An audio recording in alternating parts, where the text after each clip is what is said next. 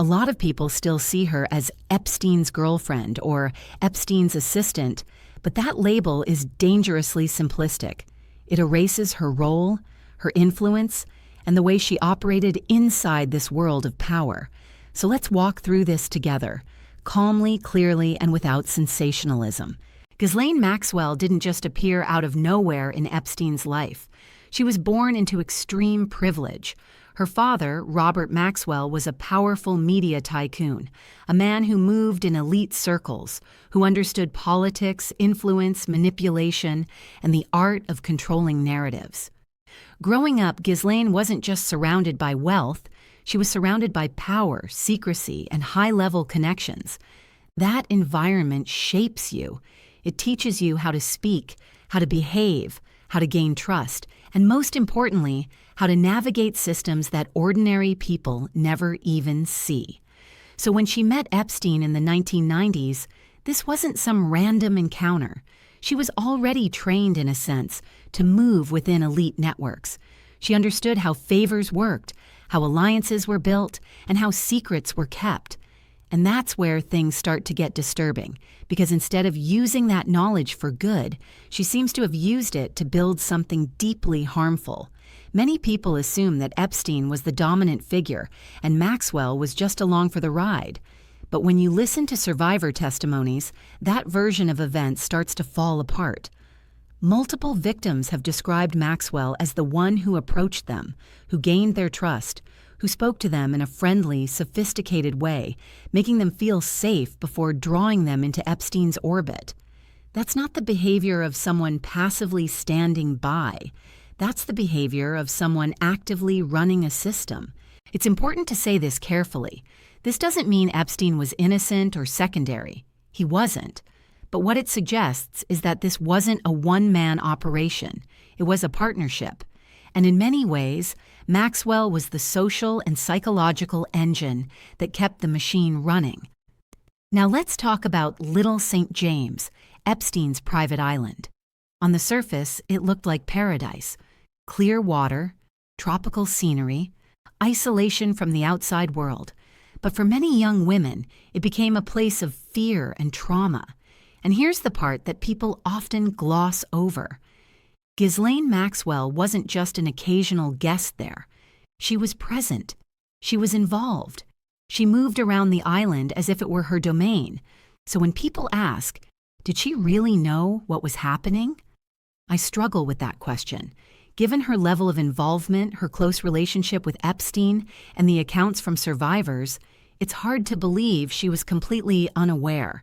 It stretches credibility to imagine that someone that deeply embedded in his life somehow missed everything. Then there's the 2008 plea deal, which is one of the most shocking aspects of this entire case.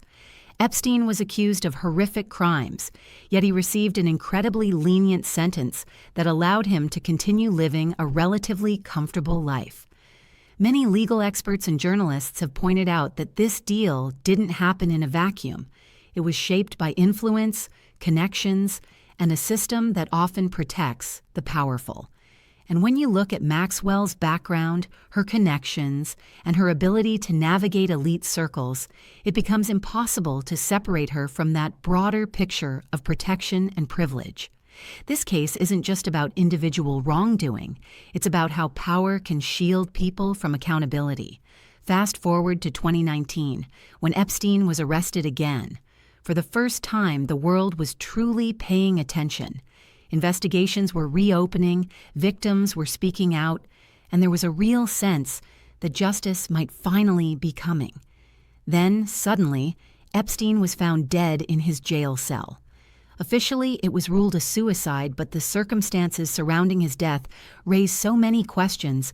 Cameras malfunctioning, guards failing to check on him properly, procedural irregularities. To this day, people are divided. Some accept the official version. Others believe something darker happened. Personally, I still find that moment deeply unsettling. After Epstein's death, Ghislaine Maxwell didn't step forward. She disappeared. She changed her identity, moved locations, and tried to stay out of sight. That behavior alone tells you a lot. If she truly believed she had done nothing wrong, why hide? Why vanish? Eventually, in 2020, the FBI tracked her down and arrested her in a remote property. And in 2021, she was convicted of sex trafficking and conspiracy. The trial was painful, emotional, and revealing. Survivors testified about their experiences, finally being heard in a court of law after years of silence. But even with her conviction, the story doesn't feel fully closed. Maxwell is in prison. Epstein is dead. But what about the wider network?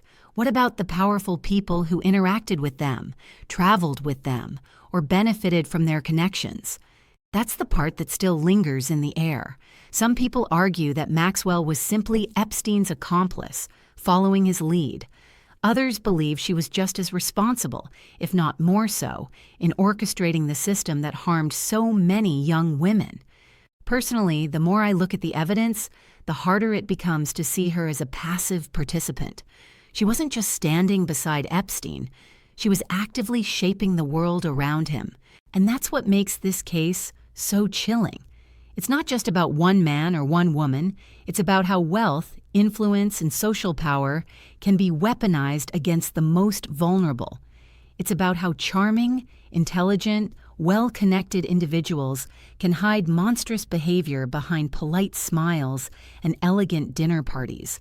So when you ask whether Ghislaine Maxwell was the real mastermind, I think the answer depends on how you define that word.